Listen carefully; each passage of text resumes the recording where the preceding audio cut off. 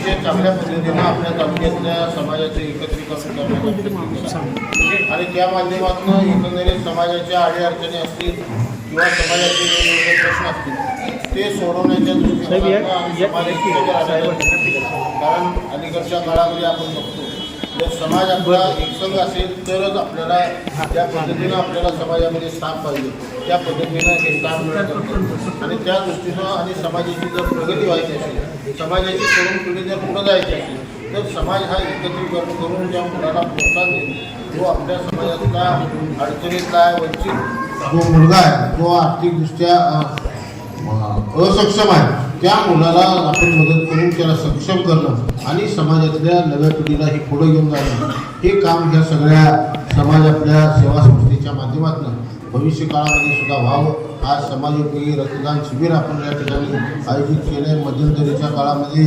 आपल्याला अतिशय भव्य अशा पद्धतीचा मेळावा सुद्धा आपण त्या ठिकाणी त्या ह्याच्यामध्ये घेतला। अशाच पद्धतीचं काम हे समाज एकसंघ ठेवायचं काम हे भविष्य काळामध्ये आपण करावं। त्याला जे लागेल ते सहकार्य ह्या तालुक्याचा लोकप्रतिनिधी म्हणून निश्चितपणे आमची असेल एवढं अभिवचन आपल्याला ह्या कार्यक्रमाच्या निमित्तानं देतो। या सेवा संस्थेची सर्व सन्माननीय पदाधिकाऱ्यांना सुद्धा मनापासून त्या ठिकाणी शुभेच्छा देतो। असंच कार्य त्यांच्या हातून भविष्य काळामध्ये घडो अशा पद्धतीची अपेक्षा ह्या कार्यक्रमाच्या निमित्तानं व्यक्त करतो।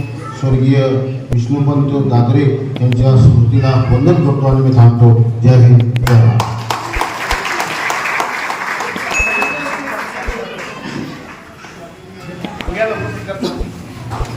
शिरोळ तालुक्याचे विद्यमान आमदार अर्थात